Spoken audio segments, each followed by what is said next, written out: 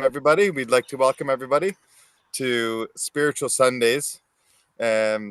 Sundays are kind of sweet, as you know, and low calorie, and it's just wonderful.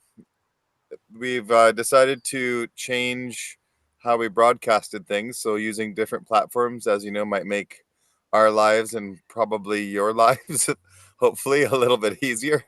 So, I'd like to welcome you. Welcome to a slightly different way of doing things. And as you know, evolve, adapt, and enjoy the changes. Still fiddling around with the technical side of things, but Oh, hopefully we've got the tech right. It's doing something different right now. But no, we are live to YouTube. I can see a little thing, so we're good. We're good. yeah. Yeah. And so, the idea on Spiritual Sundays is to be able to give service, a chance for people to come together, to take a moment to just think about something spiritual. Our minds in Buddhism, for example, the mind is an important thing, and in Christianity, focus is an important thing. And so where we decide to, and we could mention others, but where we decide to tune into, even if it's just for an hour, for half an hour, even just for one moment, then we're actually bringing ourselves closer to being able to experience all of the wonderfulness that nature provides. Really, that's kind of how I see it. I know. I'm wondering how you all might see it. I think it's very I think it's very powerful to come together with other people and to be into stillness together and enter a focus state and to allow your soul to send messages to your brain rather than your ego. Because a lot of the time the world's, I go into that as well. I'll go into becoming quite reactive and egoic. I mean, it's quite tough sometimes. It's pretty tough. It's pretty tough on the planet right now, isn't it? I mean, we know all of these Yeah. terrible things are happening, and we know they're happening, and we can feel them. So this is about coming together and it's about feeling the spirit and feeling that kind of oneness together. And also we can send out, the power, I mean, thought is a powerful, powerful, powerful vibration. And when we speak from a place of soul identity as well, then our words then have power also. And we might think that we're powerless to change what looks like a world that's going like spiraling into some kind of chaos, but actually we can hold a frequency of unity, and we can come into synchronization with each other. And I think that's important. So I think that's part of why spiritual community is really, really important. Yeah. And so if you're tuning in to this is our first live stream that we're gonna have recorded on the Courses for Spirit YouTube channel as well. And so our intention, of course, is to bring everyone together to just share and have a moment where we can focus on all things spiritual. And with there's also a Zoom group, and so initially we're going to be having a it's a more public group, and so for those that are part of the community or that would want, we're really interested in sharing more later as well, where would love to hear from you. And in the first section is going to be our discussion, meditations, practices, and then after that, all recordings and all public parts will stop. The Zoom group will continue, where we can have interactions. We can do all kinds of. We'll be doing all kinds of different things together, depending on the time. But all of that will be very private, because we understand that everybody doesn't want to be online. I don't even know if I really want to be in public online, but for as far as service, selfless service, it's okay. I make that okay. inside me. And so later on, once the initial part is done, then for those of you who would love to join us, for those of you that would love to join us later for further discussion, I'd highly recommend going to our Zoom link, which is in the Instagram. There'll be a link in Instagram and Courses for Spirit Instagram.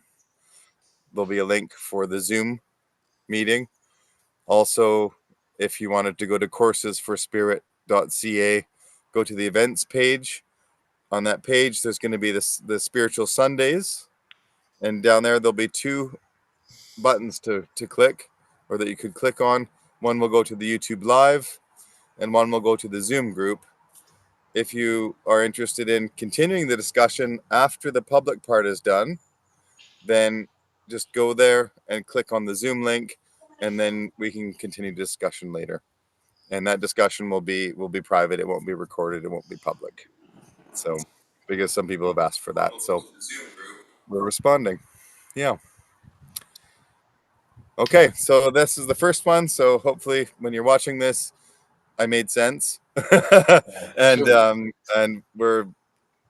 so excited to be here. Mason's decided to join us today, and a few others, and welcome. So, Could I say one little just another little practical thing is yeah, that if you're wanting to comment and you're in the Zoom meeting, you can do that in the chat. And if you're on the YouTube live, you can also comment on there's the chat is there, and we're sort of monitoring both of them. That's it. That was my technical announcement. That's it. The whole thing. okay. So today's discussion, I did provide slides for which next week I'd love to go into it even a little bit more, because in the summer, there was some research that just came out from neuroscience. Really love neuroscience, as you might know, in the biology of spiritual biology, let's call it. And so there was a research that came out from neuroscientists that has it, well, to make it short, that in biology we've been looking to know where is consciousness, like where are we, like this awareness and such. And so what neuroscientists have recently found in a research paper was that consciousness is basically in the hypothalamus thalamus region, which is kind of like right in the middle of the brain. And so from the biology point of view, I know there's going to be more than that, but it's quite interesting how it ties in with the science of understanding chakras, for example, in yogic medicine and in the yogic philosophy of the chakras, or the and then the Catholic faith, for example, there's the seven holy sacraments, and it relates to the seventh sacrament, and that relates to the crown chakra. And there is an endocrine gland traditionally that was known to relate to the crown. And now in neuroscience, recently, research has found that actually there's an endocrine gland system, which is like the hypothalamus, that is one of the main places of the brain that consciousness may reside. May, right? I mean, it's meant to be far beyond. We still might not have all the research there, but recent studies have shown that that is part of the big part of where consciousness lives. So, crown chakra, consciousness, connection to the cosmos. So, I thought it would just be nice to start there. And in the zodiac system, if you think about where the sun is at its zenith, then there's going to be more light, more energy. For example, summer solstice is when the sun in the northern hemisphere is where the sun is going to be around the longest, so the most light. And so finding that place within ourself where there is the most light, if we're searching for it. That was the subject for today. Next week, there's going to be an actual slide with some of the research and some of the different things that people have learned over the years. So I just wanted to open discussion with that, really. Well, how would somebody, because I think it's always really good to be able to put things into practice, because we talk about practice a lot, don't we? So how would somebody put awareness of their crown chakra into practice that would be of benefit for improving your quality of life? Okay. Well, maybe I can run us through a meditation. Maybe Mike, you might be able to go into find one of our slide decks. We did do a workshop on it live in person, and if you go into the Courses for Spirit slides, there'll be the 7 steps. Steps meaning steps of our anatomy, and you might Okay. find the section on the crown and maybe share that. But for now, Mason, are you able to unmute yourself? Unmute yourself. Yep. Can you hear Okay. me? Yeah, just before we go into the meditation, or the first kind of meditation with the crown, I was wondering what your thoughts are. Oh yeah, yeah, super interesting. I had a look at the article that you sent me, and I mean, I think about these things. I've tried practicing, like with presence, we're observing. Okay, so we're observing, and I've tried this practice, Mike, where are you observing from? Trying to locate your perspective.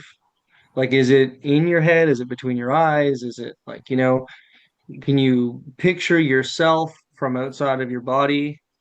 Like so where is your awareness when that's happening, when you're collectively thinking with somebody else? Like where is your mind? Is it a thing? Is it like a process? What is it? Yeah, so I just try to like observe who is observing in these practices. Also, like you said, Jeremy, it can be done half an hour, it can be done for an hour, it can be done just for a moment. So I'm trying to observe and continue to observe who is observing and observe like what my reactions are and trying to observe the observer.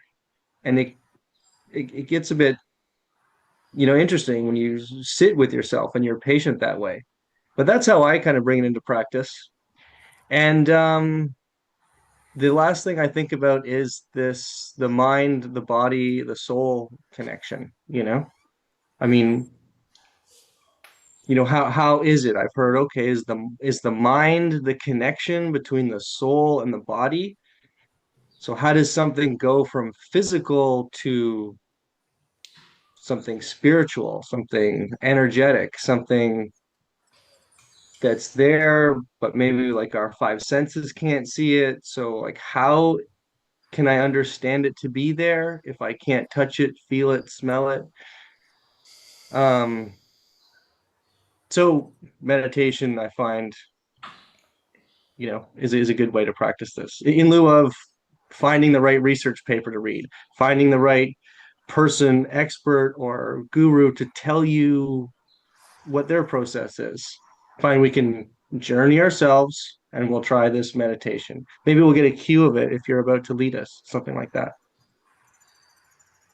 That's really interesting. It reminds me of one of the teachers I really enjoy some of her writing and her philosophy. Her name is Saint Teresa of Avila, and she was a person who ran a nunnery, and she had created some very interesting meditations for helping people connect with spirit. And for some reason, what you just said reminded me a lot of that. So maybe it would be a good time for us to just start with finding a way of accessing the crown. And there's so many different ways.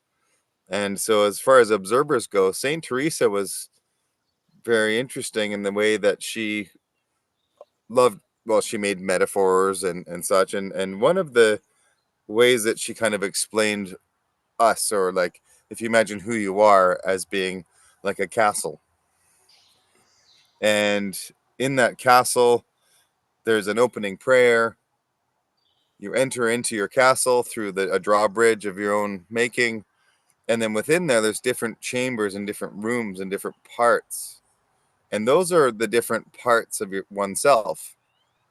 So you go into one room, might be like your fearful self. One room might be your self-doubt self. And so you Mason mentioning like the observer, like who is watching.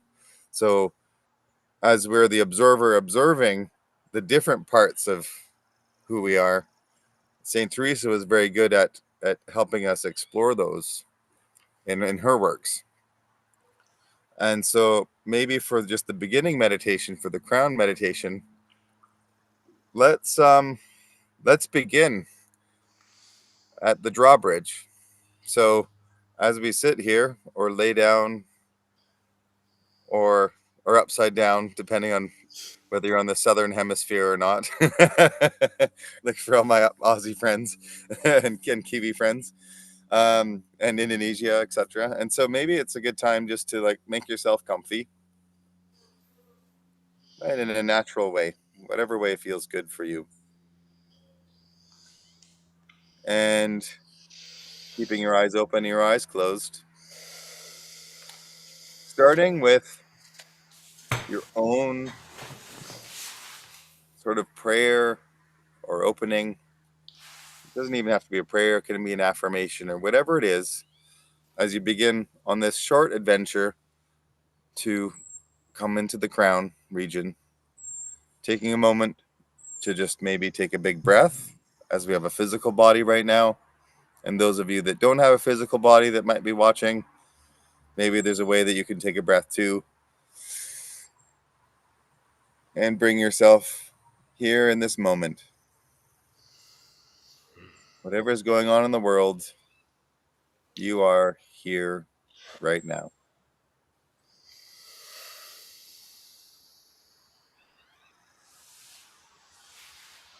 And in your own way, creating an opening before you cross over the threshold, over the moat, or over the bridge that goes into your castle, setting your intention. In your own way, let's do this now.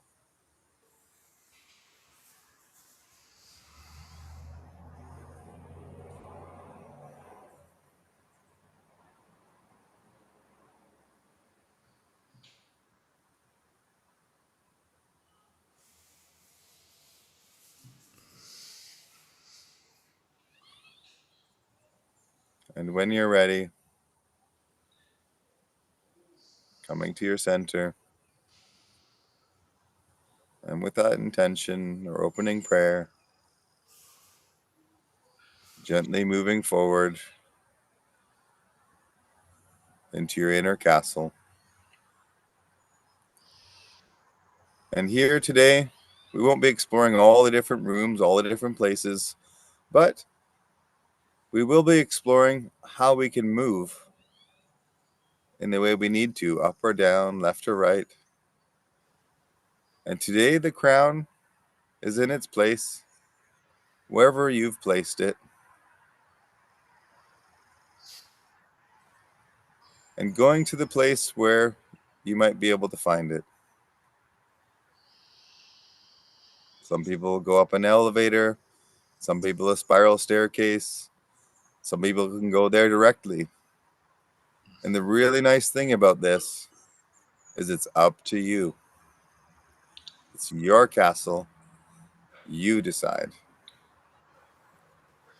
And however you want to get there, taking a big breath, going all the way up to your crown, between your ears and above in your body, and in your inner castle, it's wherever you decide to put it, wherever it is naturally for you.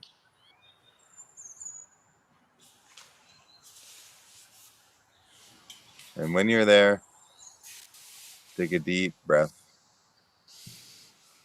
And it's okay if you come in and go out and move your body and then come back, whatever is natural.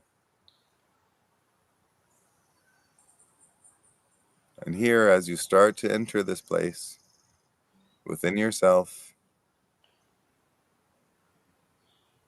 generally, the light is considered to be important.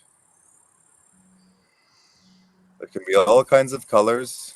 In some cultures, it's rainbow color, like when the light shines through a crystal. In some, it's silvery white. In some, it's golden shimmering. Whatever color spectrum you choose, as long as it's bright and clear.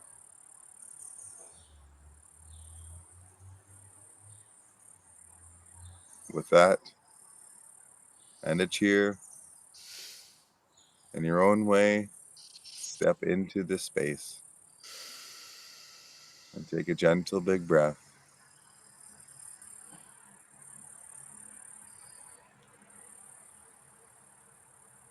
Here in the crown, there is no frown. There is no up. There is no down. This is the place. This is the seat where your connection to the cosmos and you can meet. It's a part of your light. It's part of your birthright as being cosmic spiritual beings. Everything here can be bright. And as you breathe, you can fill this chamber with light in any way that brings you delight.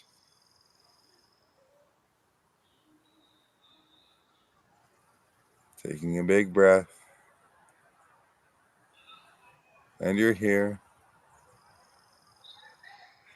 just for a moment in space. And here,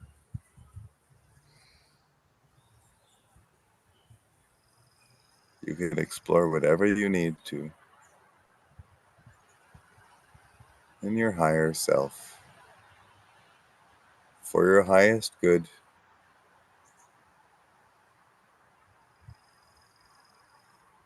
Just having a look around, noticing.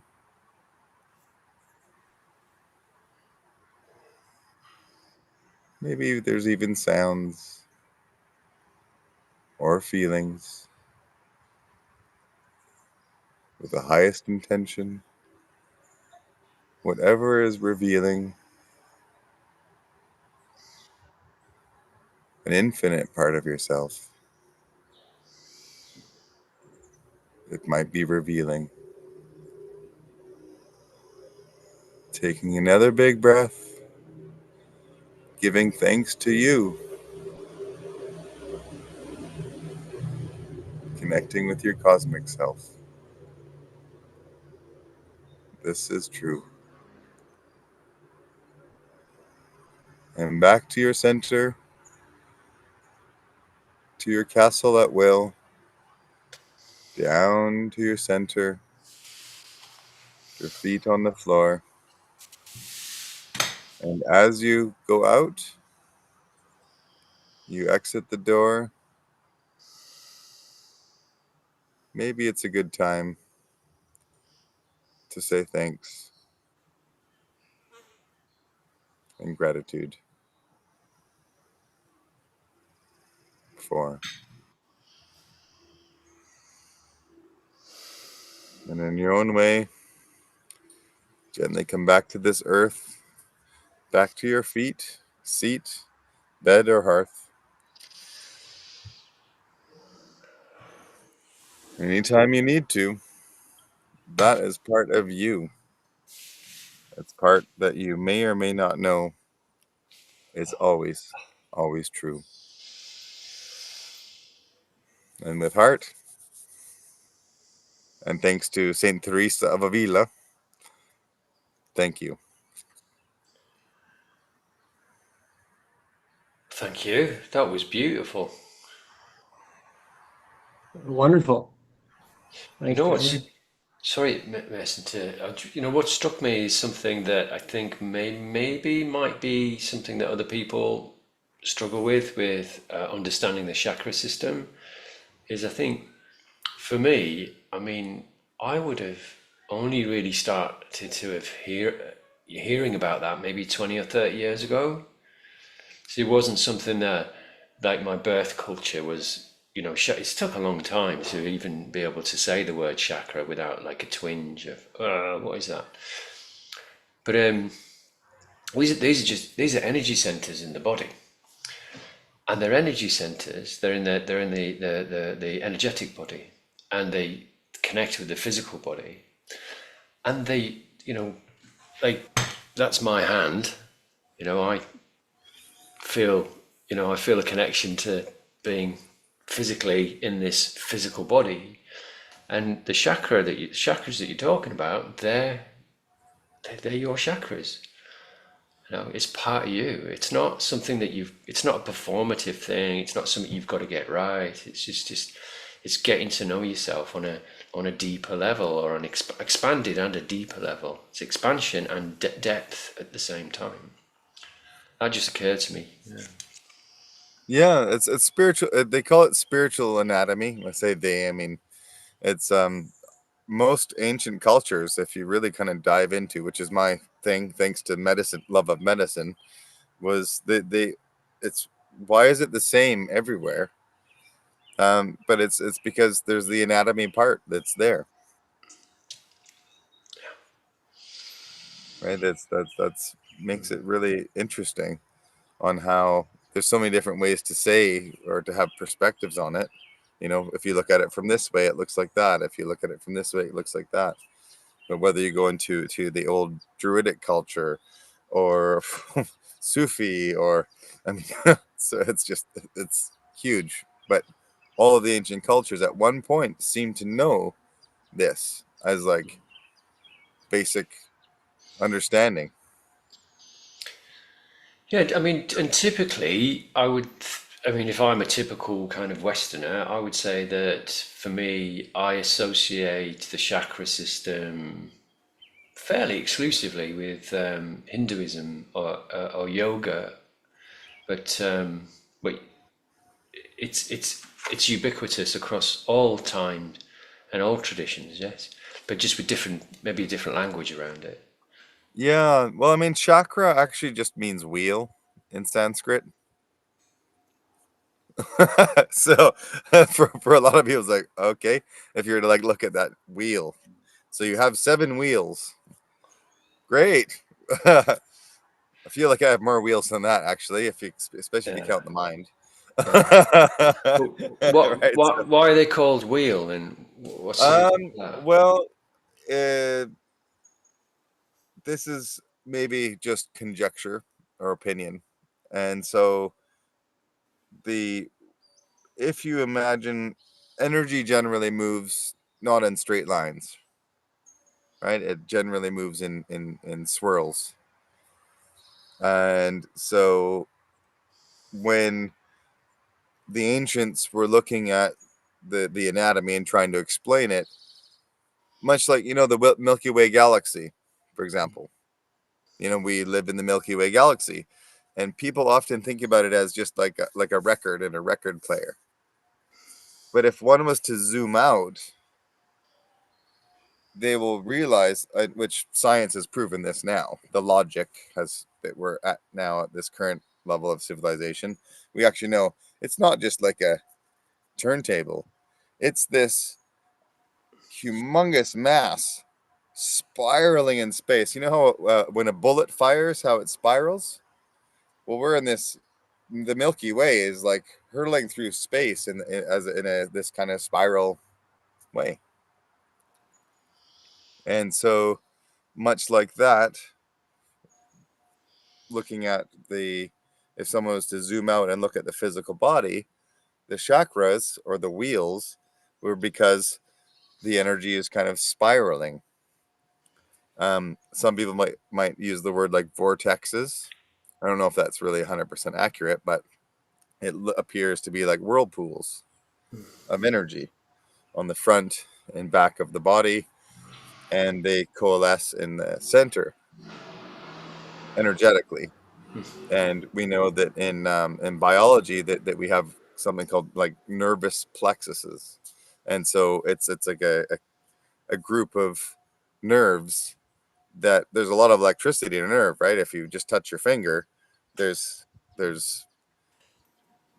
positive and negative ions. There's potassium and calcium. There's potassium and sodium that creates this electrical moment where there's a relay. That's why you can actually feel something when you touch your hand.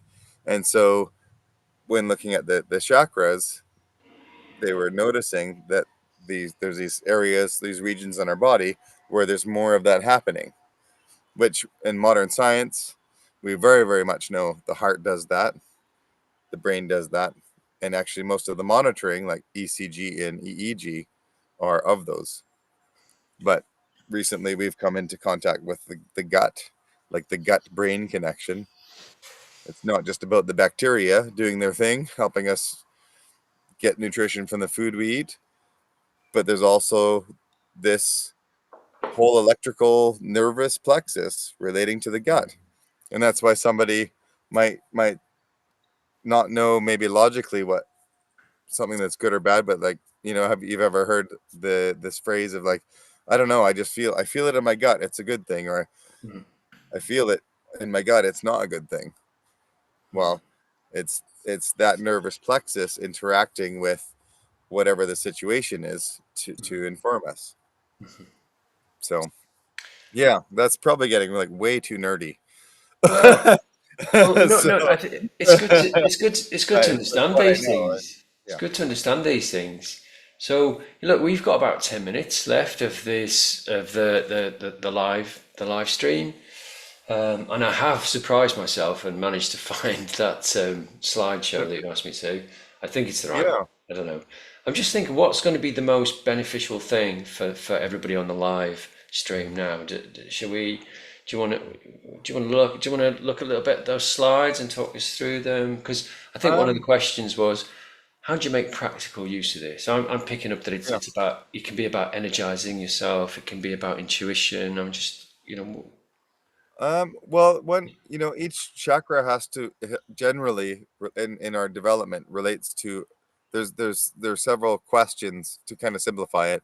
There's questions or contemplative things we can do relating to that particular part of our anatomy. And so the root chakra, very bottom, the base, it generally relates to the Catholic religion, for example, it would be baptism. And in yogic philosophy, it's the root. And so the question for that is, who am I? But in relation to where we belong on earth. So our tribe, our connection and family. I know family has heart and other things, but how do we relate to things in the base?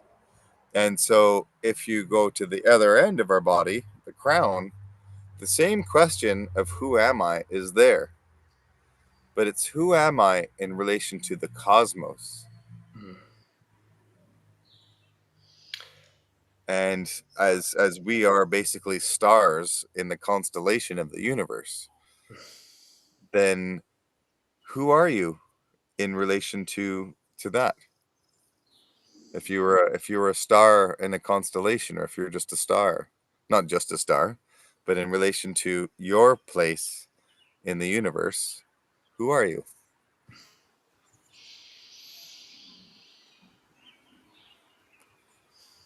And so kind of it flips it on its head in a sense of like, who am I in relation to all these kind of earthbound things? yeah, okay, that makes And sense. it brings us up into, Yeah, well, wondering about the stars. And the Greeks, as part of like, even in school systems, they used to have contemplation class in ancient Greece where they would take students outside in the night under the stars, laying on rocks by the beach and looking up at the stars and just contemplate. who am I? Yeah. Okay, Appear to so be very that mind expanding, right? well, there's a beautiful. Okay, that's good. That's great because if I'm sort of doing the timekeeping thing, we've got about 2 minutes. So So that's an invitation to kind of, for everyone who's having this kind of part of this global awakening experience, which is happening now, because that more than individual consciousness is more and more available to us at this time, even though at the same time we're seeing a lot of unconscious, what you might call unconscious, people who are not conscious of their relation to everything they think they can do. You know, they're in competition, they're trying to. So for everybody who's coming into this expanded awareness, the invitation is go out tonight, look at the stars, and ask, who am I?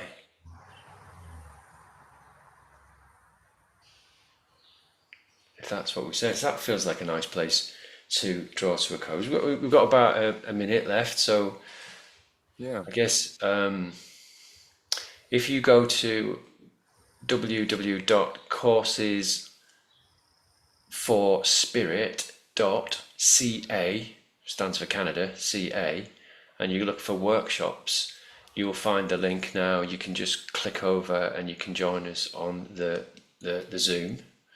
So that's coursesforspirit.ca, and then look for workshops. You'll see that as one of the little tabs at the top, and then click on, and then you can come and join us on Zoom if you want to.